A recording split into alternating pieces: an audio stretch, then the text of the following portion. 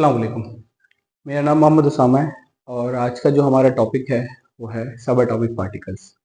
अच्छा, सब atomic particles से पहले हम ये देखते हैं कि भाई सबसे पहले हमें ये पता करना होता है, ये देखते हैं, इस चीज़ की बात करते हैं कि एटम क्या होता है। एटम की जब हम बात करते हैं तो एटम बेसिकली क्या होता है, हम कहते हैं कि एक साइंटिस्ट है जिनका नाम था जॉन डाल्टन। जॉन डाल्टन तो जॉन डाल्टन ने सबसे पहले एटम की बात की। उससे तकरीबन 2000 साल पहले जॉन डाल्टन जब आए 1808 में, तो उससे तकरीबन 2000 साल पहले और भी साइंटिस्ट ने, दो साइंटिस्ट ऐसे आए जिन्होंने जो है एटम की बात की। लेकिन फिर उसके बाद हम जब मॉडर्न उसमें एरा की बात करते हैं तो फिर उसमें हमारे पास एक जॉन डाल्टन है। जॉन डाल्टन ने कहा कि भाई एटम क्या होता है, एक divisible particle, sorry indivisible particle. Atom जो है एक इंडिविजिबल पार्टिकल होता है, यानी कि छोटे से छोटा पार्टिकल जो कि और फर्दर छोटा ना हो सके, डिवाइड ना हो सके, ऐसे पार्टिकल को जो है हम नाम दे रहे होते हैं एटम का। सही है, तो ये कहा था जॉन डाल्टन ने। तो जो कि उनकी बात जो है वो काफी हद तक सही भी थी और कुछ हद तक जो है कुछ चीज उसके अंदर जो थी वो गलत भी हुई कि भाई एटम जो है स्मॉल पार्टिकल तो होता है, स्मॉलेस्ट पार्टिकल तो होता है, स्मॉल पार्टिकल तो होता है, लेकिन इट इज इनडिविजिबल, यानी कि और छोटा नहीं हो सकता। तो फिर उसके बाद और भी साइंटिस्ट आए जिन्होंने इसके बारे में बताया कि भाई एटम, ठीक है आपकी बात ठीक है कि भाई एटम जो है स्मॉल पार्टिकल तो है, लेकिन वो इनडिविजिबल नहीं है। वो क्या है, डिविजिबल है, यानी कि एटम के और भी छोटे हिस्से हो सकते हैं।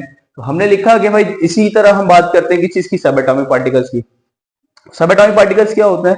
अब हमने बोला कि भाई सबसे पहले क्या लिखा हमने कि भाई मोर than 100 sub atomic particles are there, like proton, electron, neutron, positron, mesons etcetera.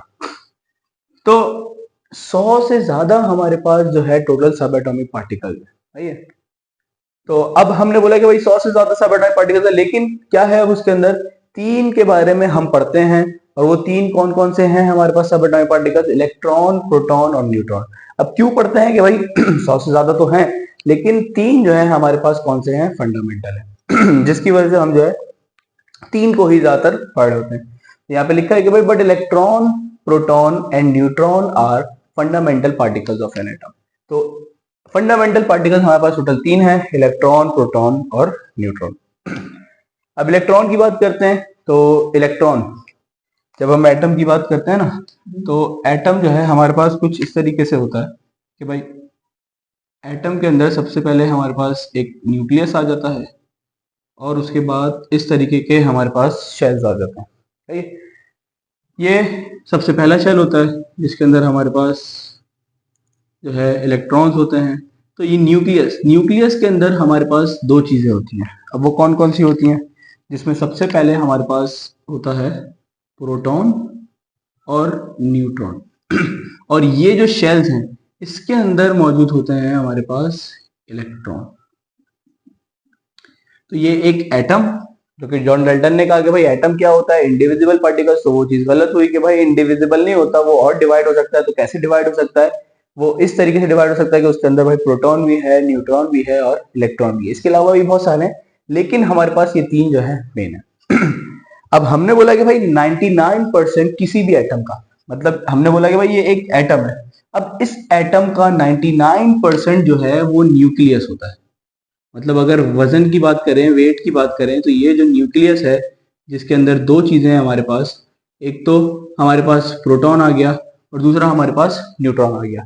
तो तकरीबन तकरीबन 99% मास जो है वो होता है हमारे पास किसका? न्यूक्लियस का, जिसके अंदर प्रोटॉन और न्यूट्रॉन होता है।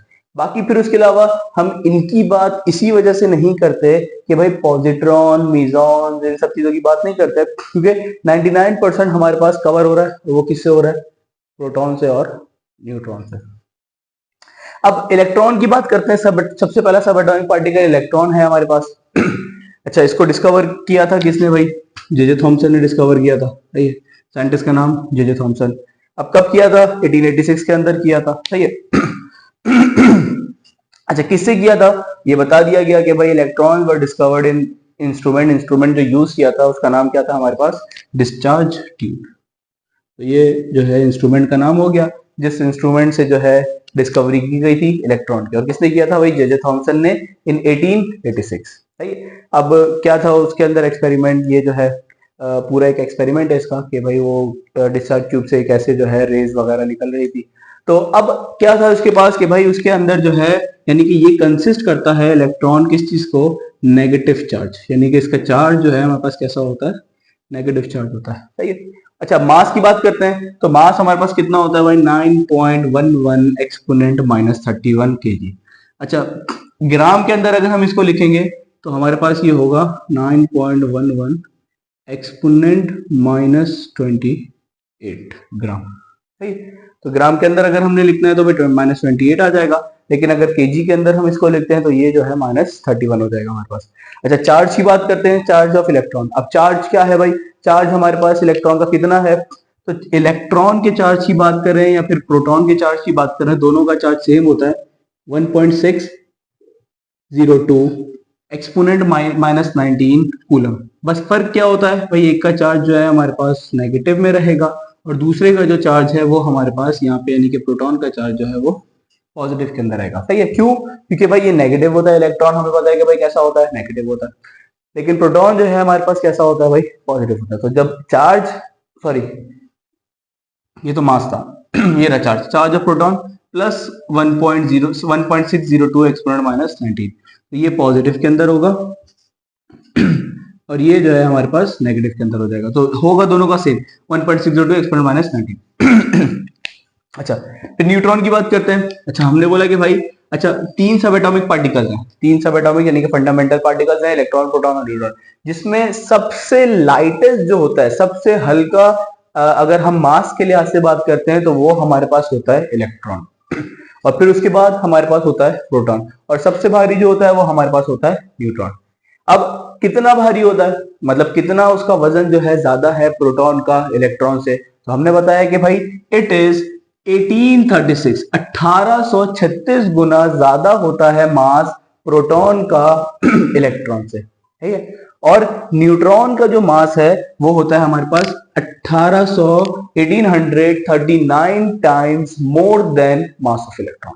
तो सबसे लाइट मास हमारे पास इलेक्ट्रॉन का हो गया, फिर उसके बाद जो है प्रोटॉन का मास होता है, फिर उसके बाद जो है हमारे पास आता है किसका मास, न्यूट्रॉन का, और वो कितना 1839 1836 times more than electron, 1839 times more than electron. सही है।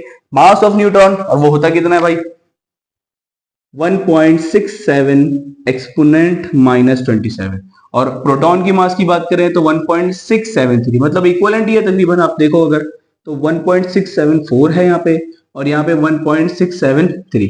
तो अगर ग्राम के अंदर इसको लिखें तो ग्राम के अंदर ये हो जाएगा 1.673 एक्सपोनेंट -24 ग्राम, और ये ग्राम के अंदर हो जाएगा 1.674 एक्सपोनेंट -24 ग्राम। सही। ग्राम के अंदर भी लिख सकते हैं, चाहे हम केजी के अंदर भी लिख सकते हैं। ठीक है। अच्छा, प्रोटॉन की डिस्कवरी हुई थी, तो प्रोटॉन की डिस्कवरी जो है किसने की थी भाई, हमारे पास गोल्डस्टीन। अच्छा, गोल्डस्टीन ने की थी, लेकिन जो है हमारे पास गोल्ड, अच्छा एक मिनट, ये दोनों ईयर सेम होगा, ये 1897 होगा, ये जो है ना 1897 होगा, वो 1886 है, ये 1897 हो जाएगा। सही है, क्योंकि जे थॉमसन ने 1897 में किया था। अच्छा, डिस्कवरी इसकी हुई थी 1886 में, गोल्डस्टीन ने की। सही है, 1886 में पहले, मतलब डिस्कवरी से मुराद बस ऑब्जर्वेशन की थी। गोल्डस्टीन ने क्या किया कि भाई इससे पहले, यानी कि इलेक्ट्रॉन की डिस्कवरी होने से पहले ही गोल्डस्टीन ने उसकी ऑब्जर्वेशन की थी कि भाई पॉजिटिव चार्ज वाले पार्टिकल्स कुछ मौजूद है, लेकिन उसको नाम नहीं दिया गया था। इसको नाम दिया गया, फिर उसके बाद इलेक्ट्रॉन की डिस्कवरी हुई, फिर उसके बाद प्रोटॉन को जो है नाम दिया गया, और वो जो नाम दिया था वो दिया था हमारे पास रदरफोर्ड ने।